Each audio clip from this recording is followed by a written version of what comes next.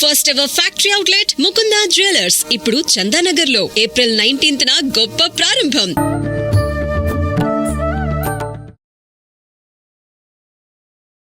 నమస్కారం, welcome to I dream. ధర్మ మార్గం విత్ విజిత కార్యక్రమానికి స్వాగతం. ప్రస్తుతం మనతో పాటు ఉన్నారు వేద పండితులు పవన్ కుమార్ శర్మ గారు. ఇప్పుడు వారితో మాట్లాడి మరిన్ని విషయాలు తెలుసుకుందాం. నమస్కారం గురుగారు. గురుగారు, శని త్రయోదశి రాబోతోంది. మరి మామూలుగానే శని భగవానుడు అని అంటే ప్రతి ఒక్కరూ కూడా నెగిటివ్గానే ఆలోచిస్తుంటారు ఆయన గురించి. అంటే మనం మాట్లాడుకుంటూ ఉంటాం వాడుక భాషలో కూడా, ఎవరన్నా కాస్త సతాయించారు అని అంటే ఏంట్రా వీడు శని తగులుకున్నట్టుగా తగులుకున్నాడు అని చెప్పి. అంటే అంత నెగిటివ్గా తీసుకోవాల్సిన అవసరం ఉందా? ఇంకొకటి, మనకు శని అనగానే గుర్తొచ్చేది వాళ్ళ వ్యక్తిగతంగా చూసుకుంటే అష్టమ శని అని, అర్ధాష్టమ శని అని చెప్పి, ఏలినాటి శని అని చెప్పి, ఇది ఈ పీరియడ్ నడుస్తోంది మీకు, ఇప్పుడు మీరు ఏం చేసినా కూడా చాలా సోమరితనంగా ఆలస్యంగా నత్తనడక్క పనులు జరుగుతూ ఉంటాయి, ఇలా చెప్తూ ఉంటారు. ఇంకొకటి, శని భగవానుడికి సంబంధించిన వస్త్రం నలుపు అని చెప్పి, అది వేసుకుంటే ఆయనకు ప్రీతికరం కాబట్టి అనువుగా ఉంటాడు అని చెప్పి, లేదు అది వేసుకుంటే మనకు అన్ని నెగిటివ్గా జరుగుతాయి, ఇలా రకరకాలుగా మాట్లాడుకుంటాం శని భగవానుడి గురించి. మరి ఇవన్నిటి గురించి మనం బయటపడాలన్నా, ఆ ఇబ్బందుల నుంచి మనం కొంతలో కొంత ఉపశమనం పొందాలన్నా శని త్రయోదశి చాలా ముఖ్యమైన రోజు. మరి ఏం చేయాలంటారు ఆ రోజున?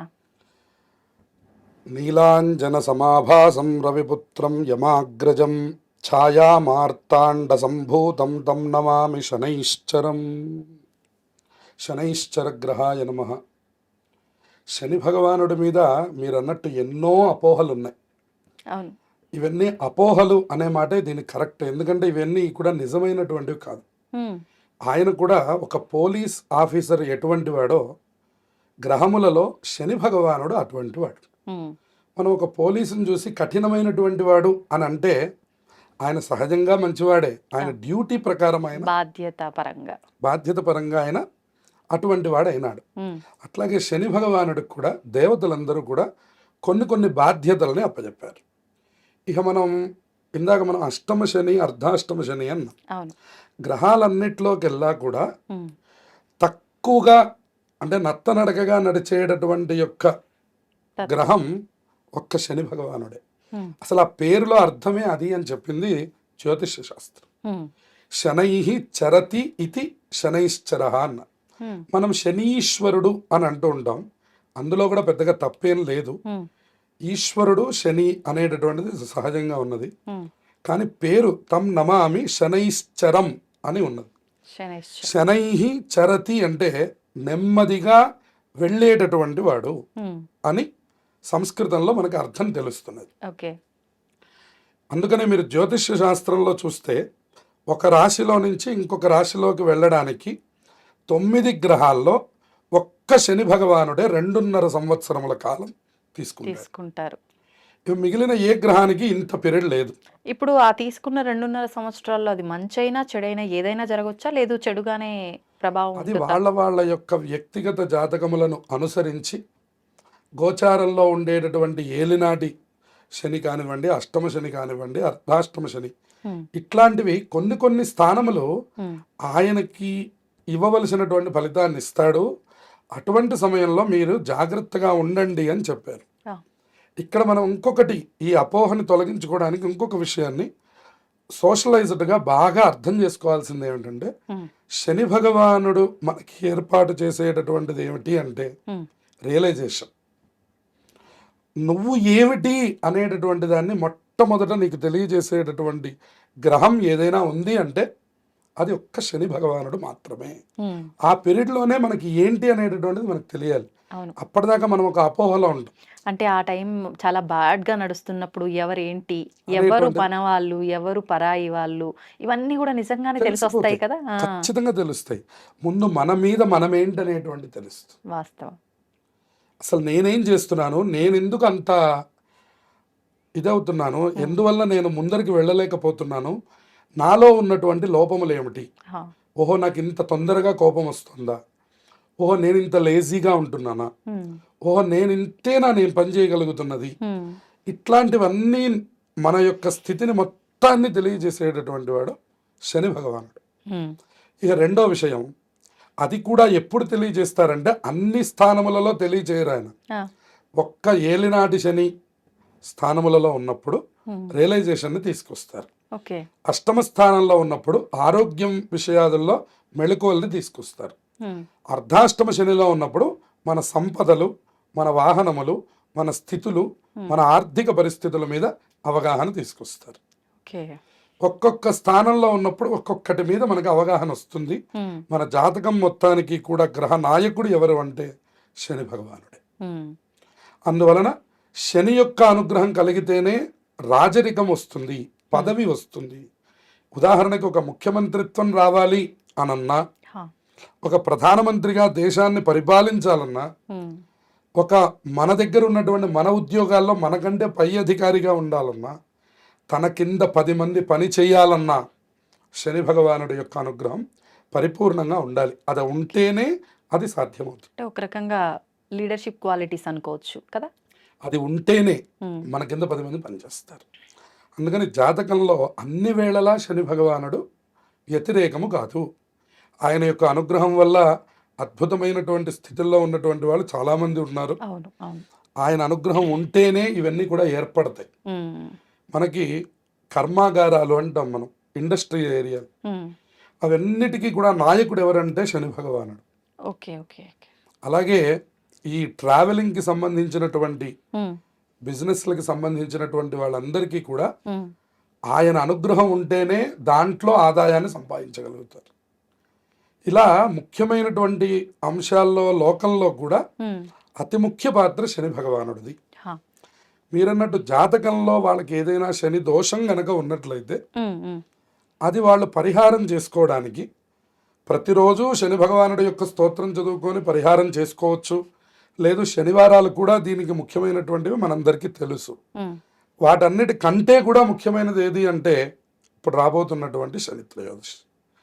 ఈ విశ్వావసనామ సంవత్సరానికి సంబంధించి ఇది మొట్టమొదటి శని త్రయోదశి. ఇది మొట్టమొదటి మాసం. ఇందులో కూడా మనకి ఆ రోజు మనం గమనిస్తే సుమారుగా 7 గంటల చిల్లర వరకు మాత్రమే ఈ యొక్క శని త్రయోదశి ఉన్నది, ఉదయకాలంలో. ఇది కూడా మనకి 5:42కి ఇప్పుడు సూర్యోదయం అవుతుంది. అయితే అప్పటి నుంచి 1 గంట కాలం మాత్రమే ఉన్నది. ఇది అందరం బాగా గుర్తుపెట్టుకోవాలి.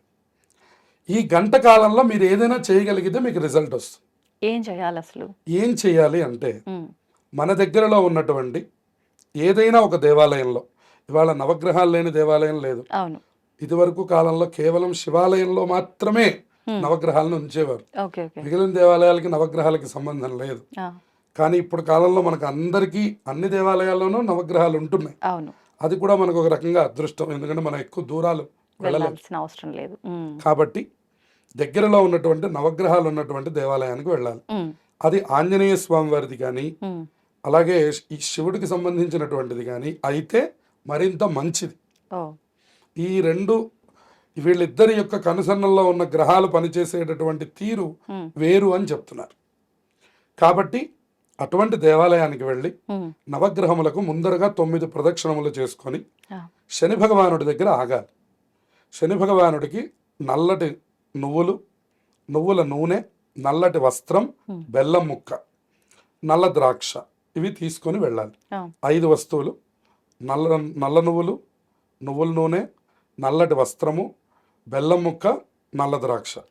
ఈ 5 వస్తువుల్ని కూడా తీసుకొని వెళ్ళి శని భగవానుడి మీద 9 సార్లు ఈ నీలాంజన సమాభాసం శ్లోకం చెప్పుకోవడం, లేదు ఓం శనైశ్చరాయ నమః అనే నామాన్ని చెప్పుకున్నా కూడా అత్యంత ఫలితాలు తొందరగా వస్తాయి. ఆ రోజున నువ్వుల నూనె, నువ్వులు, మళ్ళీ నువ్వుల నూనె, నువ్వులు అలా ఆయన ఒంటి మీద మొత్తము జారేటట్లుగా కనుక పోసినట్లయితే ఆయన శాంతిని పొందుతారు. ఇప్పుడు ఈ బెల్లము, ద్రాక్ష ప్రసాదంగా నివేదన చేయాలా? అవి కూడా అభిషేకం? అవి ప్రసాదంగా నైవేద్యం. ఈ యొక్క నల్లటి వస్త్రాన్ని కప్పాలి. కుదిరితే శంఖు పూలు తీసుకొని వెళ్ళి పూజ చేస్తే ఆయనకి చాలా ప్రీతికరమైనటువంటివి. ఇక అథవా మనకి ఏదైనా ఇప్పుడు నీలం, చామంతి దొరుకుతున్నాయి, ఇటువంటివి ఏవైనా తీసుకెళ్లి పూజ చేయొచ్చు. నీలం పూలు దొరకలేదు కదా అని బాధపడవలసిన అవసరం లేదు.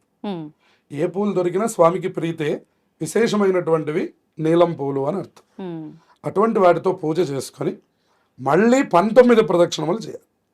ఫస్ట్ 9 చేసిన తర్వాత అభిషేక క్రతువులన్నీ అయిపోయిన తర్వాత 19 మళ్ళీ 19 ప్రదక్షిణములు కేవలం శని భగవాన్ ఉద్దేశించి చేయాలి. చేసినటువంటి తర్వాత ఆయన్ని ప్రార్థన చేసి ఉమ్, ఆ శని భగవానుడి యొక్క స్తోత్రం చదువుకోవాలి. దశరథ కృత శని స్తోత్రము అని మనకి ప్రత్యేకంగా ఉన్నది. ఉమ్, ఆ స్తోత్రం చదువుకొని నమః కృష్ణాయ నీలాయ పీతాంబరధరాయ చ అని మనకి దశరథ మహారాజు గారు ఒకనాడు శని భగవానుడిని ప్రార్థన చేశారట. ఆ స్తోత్రం అంటే శని భగవానుడికి చాలా ఇష్టమైనటువంటిది. ఉమ్, ఉమ్, అందువల్ల ఆ దశరథ కృత శని స్తోత్రాన్ని చదువుకొని ఉమ్, కాళభైరవ అష్టకం కానీ హనుమాన్ చాలీసా ఉమ్, ఈ రెండు కూడా చదువుకొని అక్కడ ఉన్నటువంటి ప్రధాన దేవతల యొక్క దర్శనం చేసుకొని చక్కగా కుదిరినటువంటి వాళ్ళు శని భగవానుడికి ప్రీతికరమైన దాన ధర్మములు కూడా చేయవచ్చు. ఇప్పుడు ప్రధాన ఆలయానికి వెళ్లే ముందు ఈ నవగ్రహ ప్రదక్షిణ అయిపోయిన తర్వాత ప్రతి ఒక్కరూ చేసే పని కాళ్ళు కడుక్కోవడం. మళ్ళీ నిజంగా అది ఆచరించాలంటారా? ఇట్లాంటి పరిహారం చేసినప్పుడు ఆచరించమని చెప్పింది ధర్మశాస్త్రం. నార్మల్ గా ప్రదక్షిణల సమయం సహజంగా రోజు వెళ్ళి ప్రదక్షిణం చేసుకొని కాళ్ళు కడుక్కుంటే ఆ ఫలితాన్ని మీరు వదిలిపెట్టేశారు అని అర్థం. ఉమ్, ప్రతిరోజు ఏ పరిహారం లేకుండా నవగ్రహాలకు దండం పెట్టి కాళ్ళు కడుక్కున్నారు అంటే ఉమ్. మీరు వాళ్ళని విస్మరించారు అని అర్థం. అంటే పరిహారం అంటే మనం ఎవ్రీ సాటర్డే వెళ్ళినా కూడా అభిషేకం చేస్తున్నాము నువ్వుల నూనెతో అంటే అది కూడా పరిహారం కిందకే వస్తుందా? అలాంటి పరిహారం చేసినప్పుడు కాళ్ళు కడుక్కోవాలి. కడుక్కోవాలి. ఓకే. కానీ నార్మల్ గా ప్రదక్షిణ చేస్తున్నప్పుడు ఏమీ అవసరం లేదు. అవసరం లేదు. ఆ, ఇప్పుడు రేపు ప్రతిరోజు దేవాలయానికి వెళ్ళిన వాళ్ళు కూడా అవును చేస్తుంటారు. ప్రదక్షిణం చేసి వెంటనే కాళ్ళు కడుక్కుంటూ ఉంటారు. ఖచ్చితంగా కడుక్కుంటారు. కానీ అటువంటి తప్పులు చేయరాదు. ఎప్పుడైనా శని పరిహారం జరిగినప్పుడు ఉమ్, ఉమ్, ఈ దోషం పోవడానికి నేను ఈ పని చేశాను అని అనుకున్నప్పుడు మాత్రమే పాద ప్రక్షాళన చేయమని శాస్త్రం చెప్తున్నది. ఓకే. ఇప్పుడు అక్కడ స్వామివారి దగ్గర ప్రసాదంగా మనం పెట్టిన బెల్లం ద్రాక్ష మనం మళ్ళీ దాన్ని ప్రసాదంగా స్వీకరించొచ్చా, తీసుకోవచ్చా? చక్కగా ఉమ్, ఎవరి దోషం నిమిత్తం చేశారో వాళ్ళు తీసుకోవాలి. మిగతా ఇది వాళ్ళు. మొత్తం కుటుంబం అంతా తీసుకెళ్లవలసిన అవసరం లేదు. Okay okay. ఇప్పుడు ఎవరి కోసం చేశారో, ఉదాహరణకి పిల్లవాడి కోసం తల్లి చేశారు, ఉమ్, తీసుకొచ్చి పిల్లవాడికి ప్రసాదం పెట్టాలి. ఉమ్, ఓకే.